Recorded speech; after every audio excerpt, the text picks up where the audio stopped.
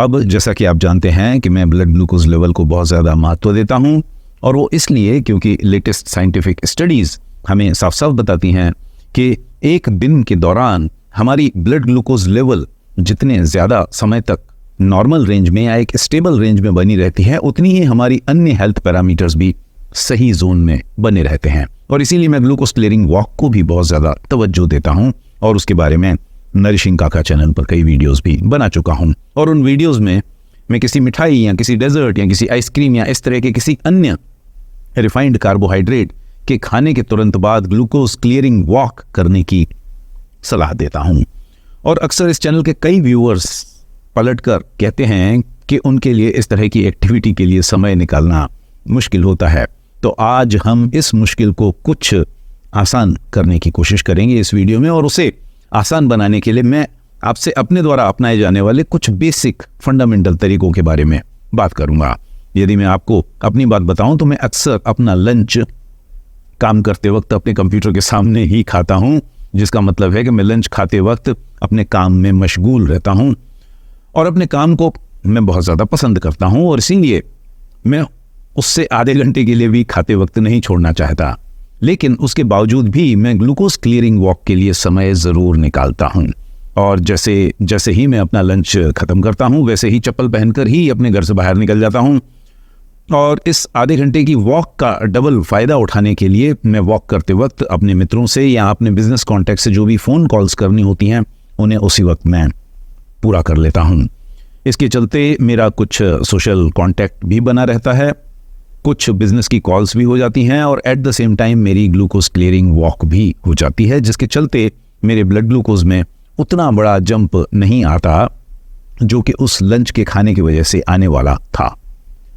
तो इस पूरी प्रोसेस के चलते मैं अपनी ग्लूकोज क्लियरिंग वॉक का फ़ायदा कुछ अन्य काम करने के लिए भी कर लेता हूं। अब जैसा कि आप समझ सकते हैं कि मैं डेली बेसिस पर बिजनेस कॉल्स नहीं करता, और डेली बेसिस पर अपने मित्रों से भी फ़ोन पर बात नहीं करता। तो उस हालत में मैं अपनी ग्लूकोज क्लियरिंग वॉक का इस्तेमाल दूसरे छोटे छोटे कामों को करने के लिए करता हूं। फॉर एग्जाम्पल, यदि मुझे अपने घर के आसपास के किसी शॉप से या किसी सुपरमार्केट से कोई छोटी मोटी शॉपिंग करनी होती है, तो उसकी लिस्ट मैं बनाकर तैयार रखता हूं, और वॉकिंग करते करते ही उस सुपरमार्केट या शॉप तक मैं पैदल चला जाता हूं, और फिर वहां से अपनी शॉपिंग करके वॉकिंग करते करते ही वापस लौट आता हूं। अब जैसा कि आप समझ सकते हैं कि मैं रोज रोज शॉपिंग भी नहीं करता, तो कभी कभार मैं अपने पड़ोसियों के पेट डॉग को घुमाने के लिए ले जाता हूं।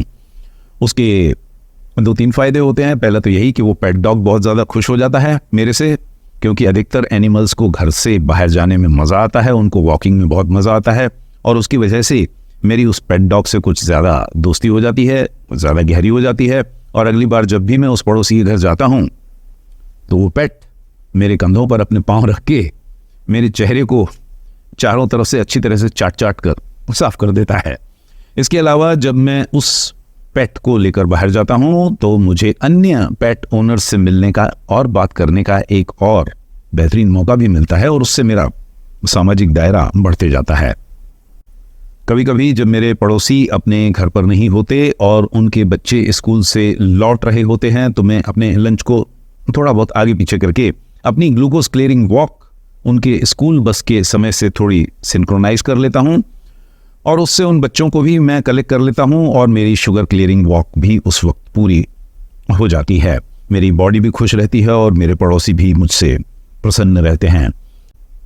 ऑफ कोर्स लंच पर की गई इस तरह की ग्लूकोज क्लियरिंग वॉक का एक और एडेड बेनिफिट होता है, और वो ये कि उससे मेरी बॉडी को automatically by default extra sun exposure मिल जाता है, जिसकी वजह से मेरे शरीर को ऑटोमेटिकली कुछ विटामिन डी प्राप्त हो जाता है। और ये एक बहुत ही महत्वपूर्ण फ़ायदा है, क्योंकि कई साइंटिफिक स्टडीज़ में आज की तारीख में पाया गया है कि हमारी इस दुनिया में लगभग 90% लोगों में विटामिन डी की कमी है, जो कि फ्रीली अवेलेबल रिसोर्स है। और जिन लोगों के शरीर में ये विटामिन डी की कमी होती है, उनकी बॉडी में लो बोन मास और मसल वीकनेस की समस्या भी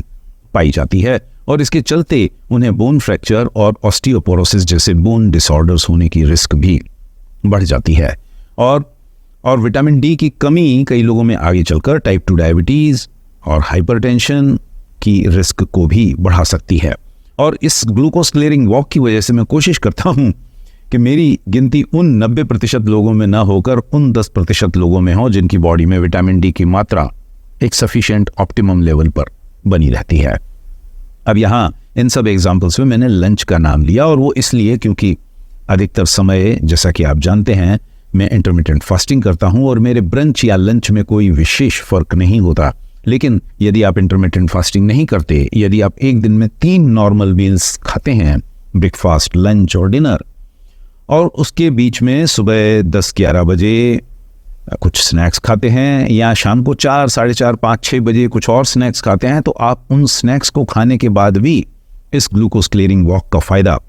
उठा सकते हैं। यदि आपके ऑफिस में कोई कलीग अपना बर्थडे सेलिब्रेट करने के लिए एक बड़ा चॉकलेट केक लेकर आता है और आपको ऑफर करता है, यदि कोई व्यक्ति आपके ऑफिस में कहीं श्रीनाथ जी के दर्शन करके आता है और वहाँ की जलेबियाँ ऑफर करता है, यदि कोई व्यक्ति तिरुपति बालाजी के दर्शन करके लौटता है और आपको लड्डू ऑफर करता है,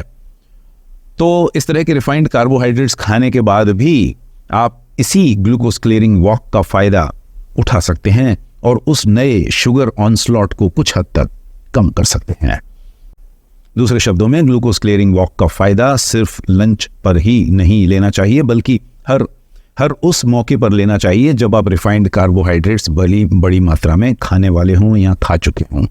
मिठाइयाँ हों, केक्स हों, कुकीज़ हों, बेकरी प्रोडक्ट्स, डेजर्ट्स, आइसक्रीम्स, जब भी बड़ी मात्रा में हम खाएं तो ग्लूकोज क्लियरिंग की मदद से उसे हम थोड़ा सा न्यूट्रलाइज कर सकते हैं। इन सब उदाहरणों को, इन सब एग्जाम्पल्स को यहाँ मैं इसलिए बता रहा हूँ जिससे कि आपको इस बात का एहसास हो जाए कि यदि आप ग्लूकोज क्लियरिंग वॉक पर अपने दिन के प्रेशियस टाइम रिसोर्सेज का 15-20 मिनट खर्च करते भी हैं, तो उसका सदुपयोग आप कोई दूसरा एडिशनल काम करने के लिए भी साथ ही साथ कर सकते हैं, जिसके चलते आप एक तीर से 2 शिकार कर सकते हैं। You can kill 2 birds with 1 stone।